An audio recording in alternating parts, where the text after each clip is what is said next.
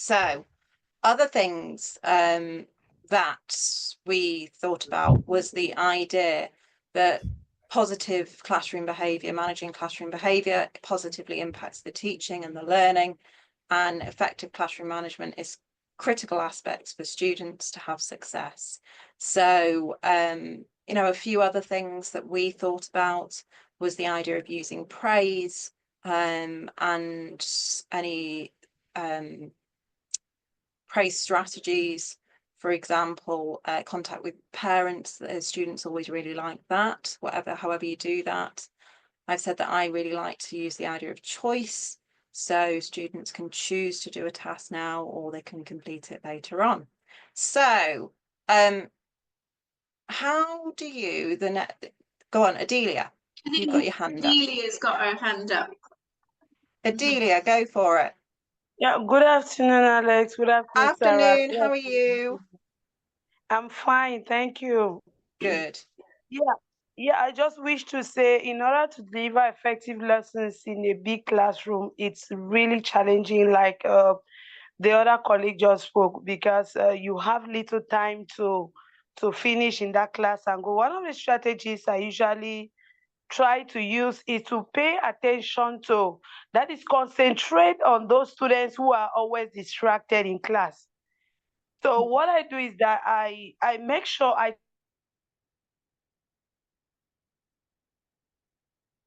Oh, I think did we lose you, Adelia? I think she's had a connection issue. try to know their names, because, like I said, the class of about 80 to 100 students, you, I try to know their names, and I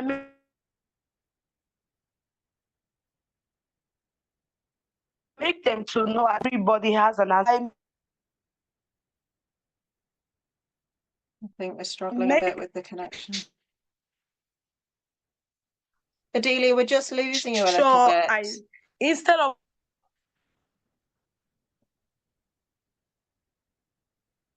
So I'm just gonna mute Adelia for a second, just because she's coming in and pointing the out ones, for the a bright. minute. A minute. But one thing she did mention was the idea of knowing the names. So we just lost her now. So one thing she did mention, yeah, knowing all the students' names. Sorry, Sarah, you're back. I didn't. I'm back. Sorry about that, everyone. No, it's all right. So knowing the students' names, even in a big classroom, and she also mentioned another idea, didn't she, Sarah? What was the other idea she said?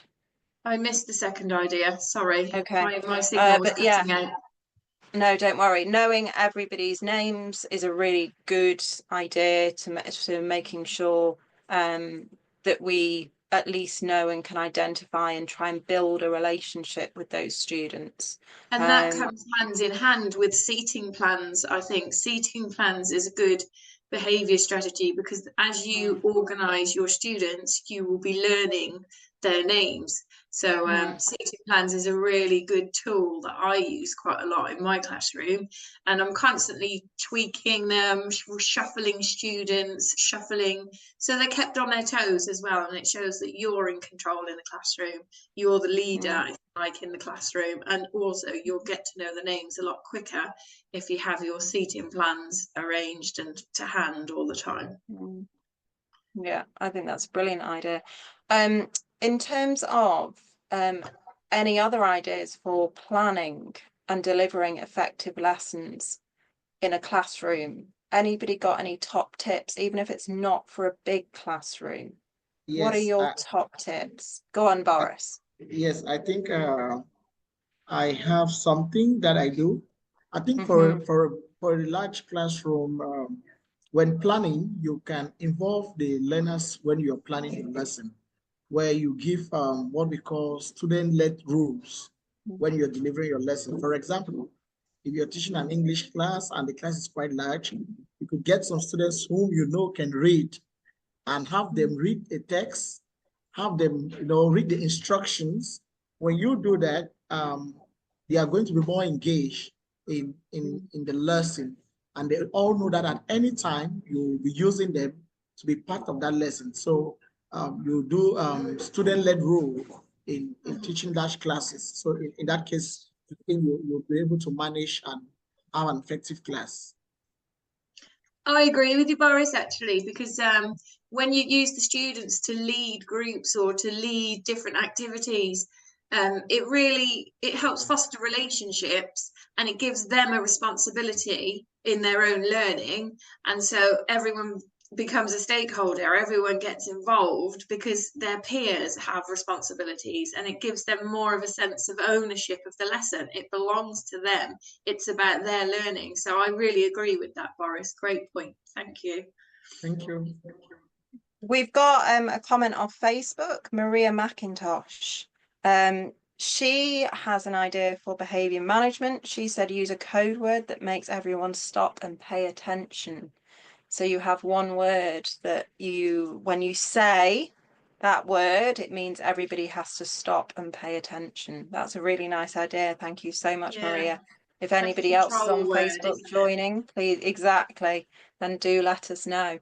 Adelia's back, so hopefully her connection will be better. Shall we move on to our last big question of the day then, as we, I know time's marching on. How do you know what your students know? So these are ideas about formative assessment. The big question at the beginning was about formative assessment, really. But in big classrooms, how do you know what your students know? What do you do to make them aware, to make you aware that they've got something, that they understand it, that we're ready to move on? What is it that you do? So some examples in terms of, oh, I don't think we've got an example of that, of how do I know what my students know? I use a formative assessment strategy where I do an almost which one is the right answer. So if I was to teach something like what's an adjective is a describing word. So the right answer might be yellow. So I say, if you think the answer is yellow, put your hands on your head. If you think the answer is school, put your hand in the air. And if you think the answer is potato, put your hands on the desk. And I say, right, which one's the adjective? Hands in the air, hands on your head, hands on the desk. And then I can visually see straight away who knows what an adjective is. So I'll have half the children maybe will have their hands on their head, and I'll go, okay, those people know what an adjective is. Half the people might have their hands in the air or their hands, and that's not a criticism of me. That's not, I'm a bad teacher. But what it does is it tells me something about what they know. And so what I know at that point, because half my students have got it wrong, is that I actually can't move on with my lesson. I have to go back a step and go, right, okay, we need to know what an adjective is. We need to do some more teaching and learning on what adjectives are. So that's a tool that I use. Okay. So Suzette on Facebook has said, ask them reflective questions. That's a really nice point to make. Definitely, if we're asking them reflective questions and you can get them to answer them either in pairs or by themselves. Suzette, if you've got more comments, please do write a little bit more. James, I see you've got your hand up. Yeah, just to add on, because I was coming to the same reflective question, because at the end of every topic, you want to know if your student grasps the topic, then if they understand what you know. So sometimes I just ask them to tell me 3 things that they learned, and maybe 3 things that they didn't learn in the classroom, maybe. Yeah, so something like that, and then they are able to speak to you and then say what they know, and then you can understand exactly where they stand and how to move on with the next topic. Thank you. That's brilliant. I think that works really well as an exit card. You know, in your plenary at the end of the lesson, 3 things that you've learned, or you could stand at the door and you're only allowed to leave the classroom if you give me 1 thing you've learned today. That's a really nice one too.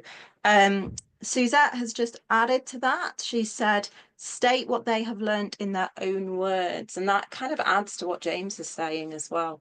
3 things that you've learned, or what, say it in your own words, what you've learned today. Any others? How do you know what your students know? So we've got a few different strategies here now. Who's in the chat? KWL for big classrooms. What does that mean, KWL? What does that stand for, Jilapak? I know you're struggling to speak at the minute. We're just going to let Jilapak do some typing. Mm-hmm. Every country has different acronyms. So, oh, Suzette has said, praise them for their contributions to encourage engagement and boost morale. Absolutely. I think that's a really good idea as well. Hello, Alex. Go on, Boris. Yeah, I just want to add to what Jilefak wrote on the comment page. Go for it. Yeah, KWL is what we practice so much here in our school, and it stands for what the K stands for what you know, what you W what you want to know, and L for what you have learned. So it's a worksheet that is given at the beginning of the lesson. The students write out what they know about the topic and what they think they want to learn about that topic. And at the end, it becomes like an exit card. They'll write down what they have learned. So it's a kind of follow-up. They'll like what they did not know, they'll be focused in that lesson and will be able to tell you at the end what they've learned. So that's the KWL model of assessment. That's brilliant. I've never heard of that. Sarah, have you ever heard of that? I've heard of something similar of the what do you already know, what do you want to know, and what you've learned. Yeah, absolutely. We have something similar. I'm just trying to think of the acronym because it's slightly different. And it's slightly different. But yeah, that's it. I've never heard of KWL as the acronym. We've got slightly different ones, but I really like that KWL. I think that's a brilliant idea. Thank you so much, Jilafak, and for Boris for sharing as well. So I guess the next thing, it's, we've been here for nearly half an hour and it's only a very short workshop. Are there any questions that you want to ask each other before we go about big classrooms or anything in particular to do with teaching? I'm just going to give you a minute or two. Those people online, I know we're lagging behind on Facebook a little bit, so I'll just give it a minute or two on Facebook to see whether anybody's got any questions and anybody's got any questions within the workshop itself. I'll take your silence as a no. No questions? No questions on Facebook? I think, should we leave it there then? For now. Yeah, you're happy, Boris. Okay, all right. So we want to thank you all for coming today, and we hope you've picked up one or two strategies that you might be able to use in your classrooms, whether they're big classrooms or not big classrooms. KWL, exit cards, asking students what they know. They're all going to work in small classrooms as well as big classrooms, and for any age group as well. So we hope that you've picked up something, and we'll hopefully see you again next month for our next workshop. Thank you all so much for attending. Thank you. Bye. Bye, everybody. Bye. Bye.